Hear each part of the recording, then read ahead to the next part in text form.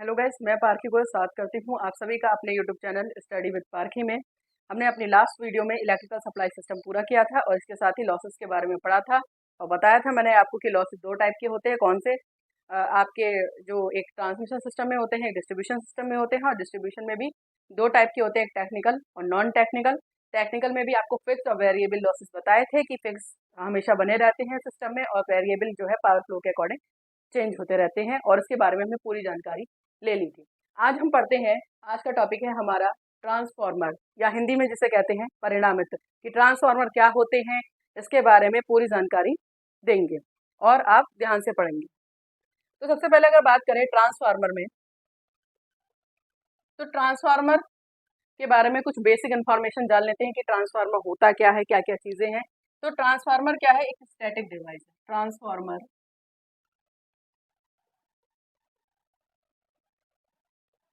Electrostatic device या static device, जैसा भी कहना चाहते हैं, इलेक्ट्रोस्टैटिक डिवाइस है। डिवाइस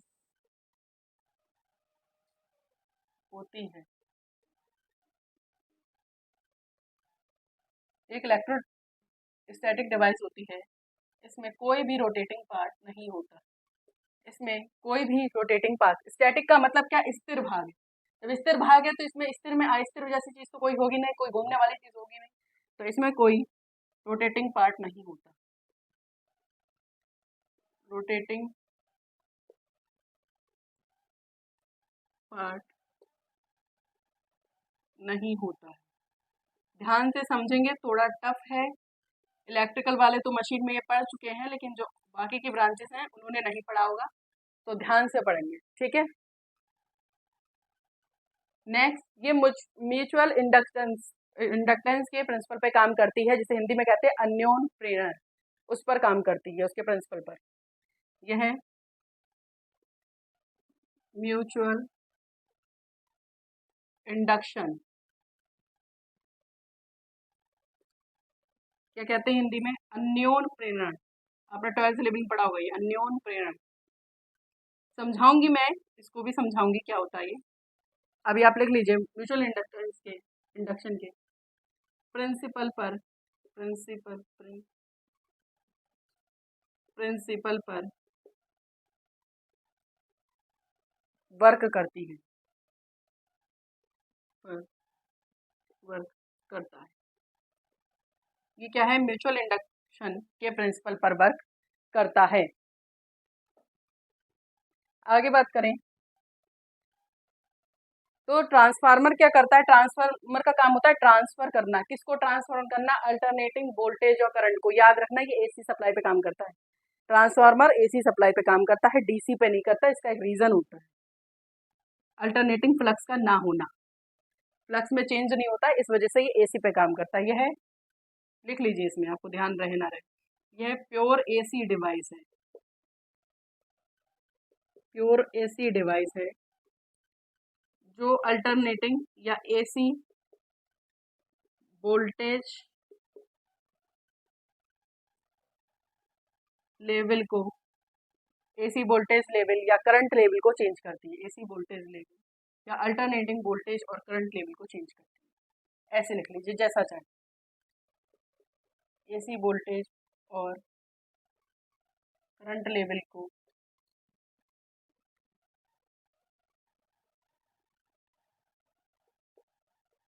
चेंज करती है या ट्रांसफर करती है, चेंज करती है।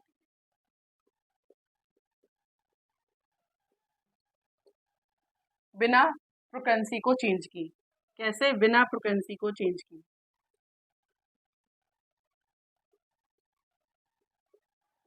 तो कुछ शब्दों पे ध्यान रखिएगा, चेंज की।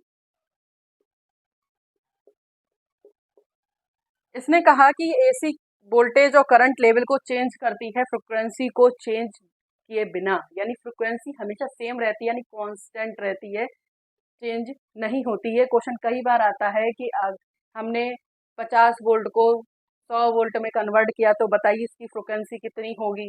तो फ्रिक्वेंसी निकालने लग जाए तो हम बता दे रहे हैं फ्रिक्वेंसी उतनी ही रहेगी, चेंज नहीं होती है, ठीक है। इसको उतारिए, फिर आगे चलते हैं इसके बारे में। इसको उतारिए।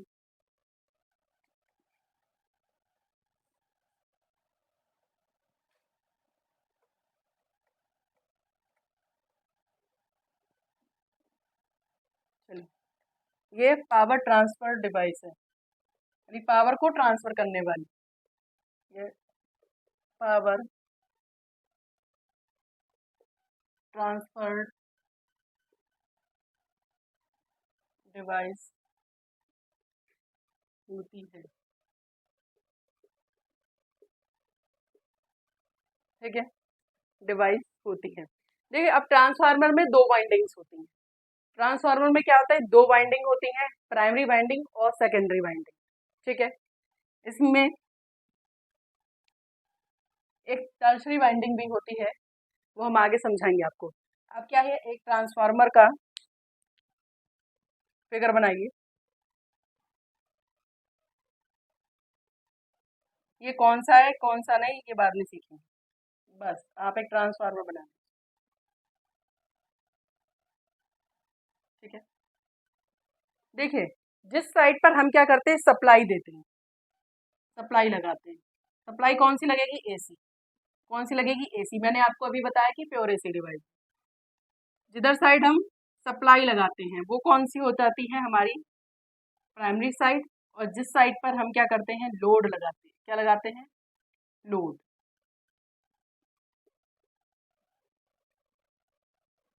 वो क्या हो जाती है, हमारी सेकेंडरी साइड। तो मैंने क्या कहा, सप्लाई किस साइड लगाई, इस साइड, तो ये कौन सी हो जाएगी, प्राइमरी साइड। कौन सी, प्राइमरी साइड या प्राइमरी साइड या प्राइमरी बाइंडिंग। और जिधर लोड लगाएंगे वो क्या हो जाएगी हमारी, वो क्या हो जाएगी हमारी सेकेंडरी वाइंडिंग, ठीक है। तो ये हो गई हमारी प्राइमरी बाइंडिंग और ये हो गई सेकेंडरी बाइंडिंग। तो लिख लीजिए कि ट्रांसफार्मर के जिस साइड सप्लाई दी जाती है उसे प्राइमरी वाइंडिंग कहते हैं, और जिस साइड लोड लगाया जाता है उसे सेकेंडरी वाइंडिंग कहते हैं। लिख लीजिए इसको, देखिए, बोल रही मैं, ट्रांसफार्मर के जिस साइड सप्लाई दी जाती है उसे प्राइमरी वाइंडिंग कहते हैं, और जिस साइड लोड लगाया जाता है उसे सेकेंडरी वाइंडिंग कहते हैं। लिखिए इसको।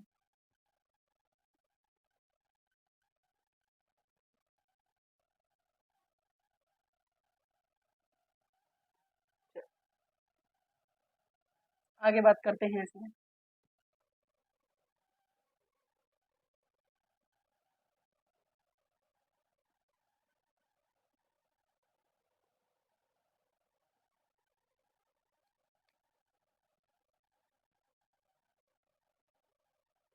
ट्रांसफार्मर, हमने कहा था वोल्टेज को चेंज करता है, यानी ट्रांसफार्मर हाई वोल्टेज को लो वोल्टेज में, लो वोल्टेज में तथा लो वोल्टेज को हाई वोल्टेज में चेंज करता है, हाई वोल्टेज में चेंज करता है। वोल्टेज को क्या है, हाई वोल्टेज से लो वोल्टेज में चेंज करता है। मैंने इसका प्रिंसिपल लिखवाया था, म्यूचुअल इंडक्शन के प्रिंसिपल पे काम करता है, या फिर कहीं कहीं लिखा है इंडक्शन के प्रिंसिपल में। तो इंडक्शन भी दो टाइप का होता है, एक सेल्फ और एक म्यूचुअल। तो म्यूचुअल इंडक्शन पे तो दोनों ही, अगर क्वेश्चन में आता है ना, कभी कभी जे लेवल पे जो चार ऑप्शन दिए जाते हैं उसमें म्यूचुअल इंडक्शन नहीं दिया जाता है, उसमें इंडक्शन दिया जाता है केवल। तो हाँ, इंडक्शन ही है, वो टाइप है, सेल्फ और एक म्यूचुअल। तो ये याद रखना, स्वप्रेरण और अन्योन प्रेरण जो कहते थे, है तो प्रेरण के ही प्रकार वो, तो इंडक्शन के प्रिंसिपल पे ही कार्य करता है। इसको लिखिए, लिखिए इसको।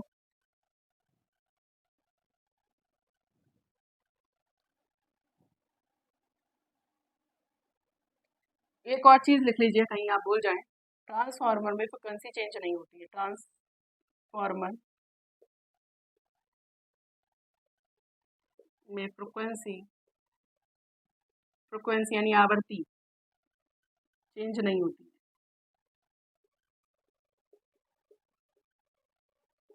आवृत्ति की यूनिट क्या होती है, हर्ट्ज। आई होप याद हो आपको। इसको लिख लीजिए, फिर आगे चलते हैं ट्रांसफार्मर के टाइप अकॉर्डिंग टू वोल्टेज।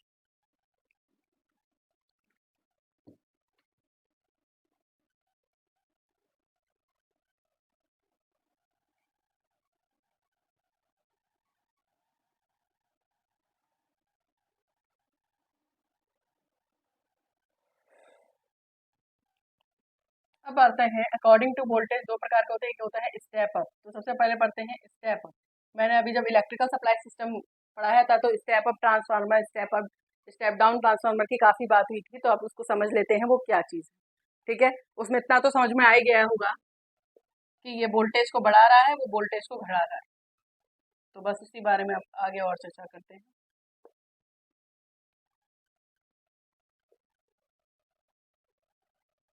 तो अगर हम स्टेप अप ट्रांसफार्मर की बात करें तो ये वोल्टेज लेवल को बढ़ाता है।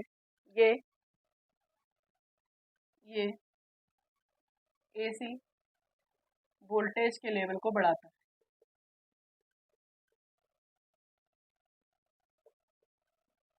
बढ़ाता है।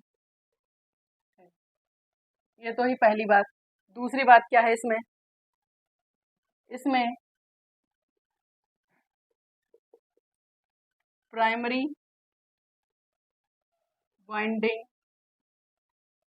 में number of turn number of turns secondary winding में नंबर ऑफ टर्न,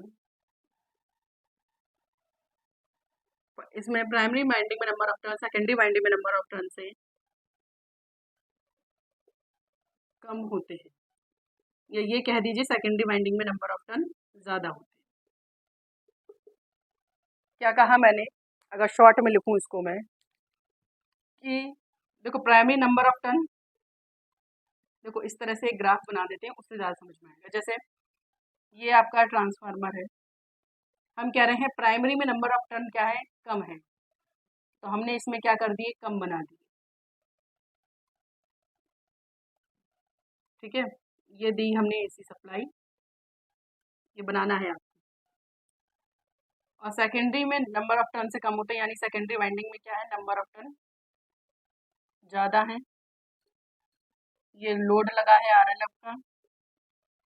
ठीक है, सेकेंडरी मान लो सेकेंडरी वाइंडिंग के नंबर ऑफ टर्न क्या है? N1 है, और सेकेंडरी के क्या है? N2। ठीक है, क्या कहा हमने? सेकेंडरी वाइंडिंग के नंबर ऑफ टर्न क्या है? N2 है, और इसके N1 है। तो ये कह रहा है कि जो हमारा N1 है वो N2 से क्या है? N2 से क्या है? कम है, कम है। अगर सिंपल लैंग्वेज में सीखे, जेई वाले इसे शॉर्ट में भी लिख सकते हैं। ठीक है, तो इसमें लिखे प्राइमरी वाइंडिंग में नंबर ऑफ टर्न क्या है? सेकेंडरी वाइंडिंग में नंबर ऑफ टर्न से कम है, तो वो कौन सा है? आपका स्टेप अप, यानी ये वोल्टेज को बढ़ाएगा। या आप इस तरह से भी याद कर लीजिए, इसमें सेकेंडरी वाइंडिंग में नंबर ऑफ टर्न ज़्यादा, किससे ज़्यादा होंगे ये तो आपको पता ही होगा। इसे उतार लीजिए।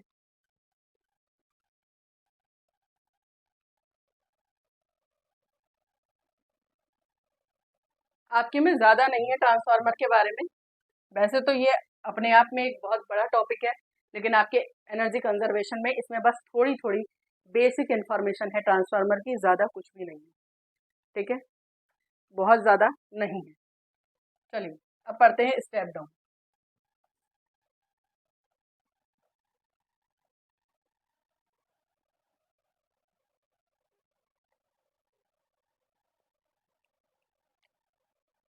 Step down transformer.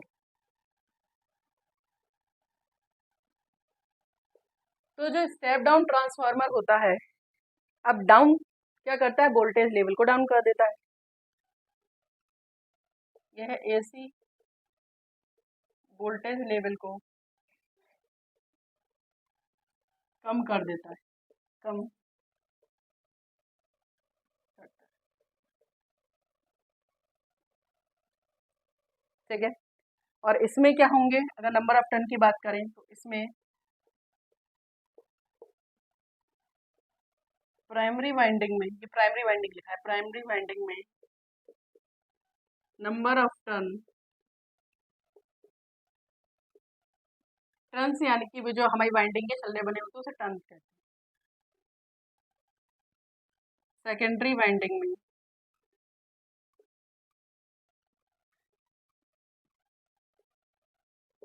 Number of turn से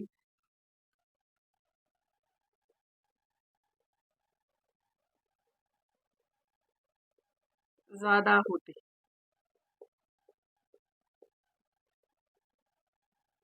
कहना क्या चाह रहा है, समझिए। इसने कहा कि जो प्राइमरी वाइंडिंग में नंबर ऑफ टर्न्स हैं वो सेकेंडरी वाइंडिंग में नंबर ऑफ टर्न से ज्यादा, यानी प्राइमरी में ज्यादा है, तो प्राइमरी में आप ज्यादा बना लीजिए, खुद से बनाइए कि प्रयास कीजिए।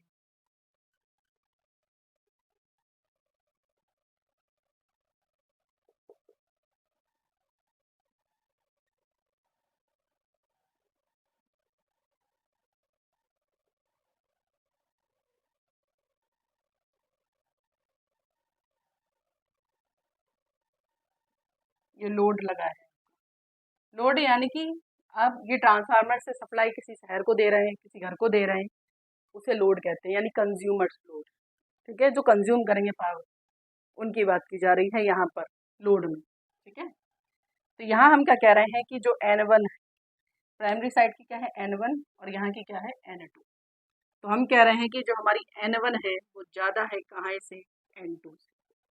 N1 क्या है, प्राइमरी नंबर ऑफ टर्न, और N2 क्या है, सेकेंडरी नंबर ऑफ टर्न। ठीक है, तो ये होता है हमारा स्टेप डाउन, जो वोल्टेज को क्या है, कम करता है। एक बात तो याद रखिए, अगर वोल्टेज को कम कर रहा है इसका मतलब क्या है, करंट को क्या है, बढ़ा रहा है। अगर वोल्टेज कम कर रहा है तो करंट को क्या है, बढ़ा रहा है। ये चीज याद रखिएगा, क्योंकि मैंने क्या कहा था, एसी वोल्टेज और करंट के लेवल को चेंज करता है, तो वोल्टेज बढ़ेगा तो करंट कम होगा। ठीक है, बता रही इसको।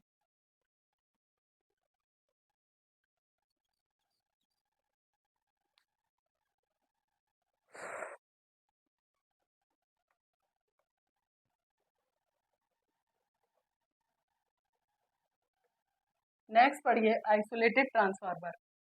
आइसोलेटेड,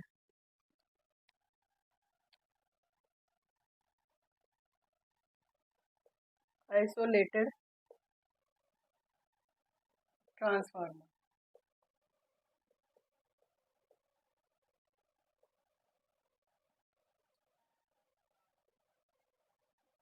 आइसोलेटेड ट्रांसफार्मर, तो आइसोलेटेड में ये आप खुद लिख लीजिएगा कि primary number of turns secondary number of turns के बिल्कुल इक्वल होते हैं। कहने का मतलब ये है, यहाँ N1 इक्वल्स N2 होता है। इसे अपनी भाषा में लिख लीजिए, लिखिए। आइसोलेटेड ट्रांसफार्मर में primary number of turn secondary number of turns के इक्वल होता है, primary number of turn secondary number of turns के इक्वल होते हैं। कहने का मतलब क्या है कि जितने टर्न्स इधर होंगे उतने ही टर्न्स क्या होंगे, इधर होंगे, यानी कि वोल्टेज लेवल क्या है, चेंज ही नहीं होगा जब दोनों ही बराबर है, इसलिए इसे क्या कहा है, आइसोलेटेड ट्रांसफार्मर।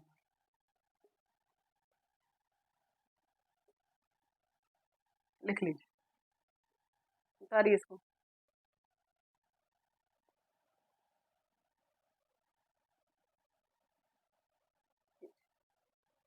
तो मैंने आपको ट्रांसफार्मर के बारे में कुछ बेसिक चीज बनाई, क्या क्या पढ़ा था हमने, एक बार फिर से रिवाइज करते हैं। कि हमने कहा था ये इलेक्ट्रोस्टैटिक डिवाइस है, इसका मतलब इसमें कोई रोटेटिंग पार्ट नहीं है। ये अल्टरनेटिंग वोल्टेज और करंट के लेवल को चेंज करती है, यानी बढ़ाती और घटाती है। पावर को ट्रांसफर कर रही है, यानी एक से दूसरे में क्या कर रही है, पावर को बस क्या है, ट्रांसफर कर रही है। ठीक है, कम या ज्यादा करके अलग बात है। पावर क्या होती है, VI, वोल्टेज और करंट को ही तो ट्रांसफर कर रही है। ठीक है, तो पावर ट्रांसफर डिवाइस है। ठीक है, वोल्टेज लेवल यानी हाई को कम, हाई वोल्टेज को कम करती है, कम वोल्टेज को क्या है, ज्यादा कर देती है, ऐसी करंट में करती है। इसके अलावा हमने पढ़ा कि ट्रांसफार्मर क्या होते हैं, वोल्टेज के according step up, step down और आइसोलेटेड। आइसोलेटेड का तो वोल्टेज लेवल सेम ही रहेगा, स्टेप अप में वोल्टेज लेवल बढ़ जाएगा क्योंकि प्राइमरी वाइंडिंग में नंबर ऑफ टर्न ज्यादा है, सेकेंडरी नंबर ऑफ टर्न ज्यादा है, प्राइमरी वाइंडिंग में नंबर ऑफ टर्न कम है। स्टेप डाउन के केस में प्राइमरी वाइंडिंग में नंबर ऑफ टर्न ज्यादा है, सेकेंडरी में कम है। और आइसोलेटेड के केस में पढ़ा कि इसमें क्या है, ये दोनों बराबर है। यहाँ पर जो नंबर ऑफ टर्न्स है N1 इक्वल्स N2 है, N1 इक्वल्स N2 है। ठीक है, ये आइसोलेटेड ट्रांसफार्मर था। इसके अलावा हमने पढ़ा था कि ट्रांसफार्मर क्या है, म्यूचुअल इंडक्शन या इंडक्शन के प्रिंसिपल पे काम करता है, इलेक्ट्रो इंडक्शन के प्रिंसिपल पे काम करता है। दोनों ही बातें क्या है, सही है, क्योंकि है तो इंडक्शन के ही रूल। ठीक है, फिर हमने क्या करा था कि हम वोल्टेज को कम करें या ज़्यादा करें, लेकिन हमारी फ्रिक्वेंसी क्या है, सेम रहेगी, कांस्टेंट रहेगी। ये याद रखिएगा, बहुत बार पूछा जाता है कि फ्रिक्वेंसी क्या होगी, तो फ्रिक्वेंसी सेम रहेगी। ठीक है, that is good. I hope मैंने आपको आज जितना भी पढ़ाया है बहुत अच्छे से समझ में आ गया होगा। अगर कोई प्रॉब्लम हो तो उसे कमेंट सेक्शन में बता दीजिएगा। अगर आपको वीडियो पसंद आए तो वीडियो को लाइक कीजिए, कमेंट कीजिए और मेरे यूट्यूब चैनल को सब्सक्राइब कीजिए। Thanks for watching my video. फिर मिलते हैं नेक्स्ट लेक्चर में। Thank you.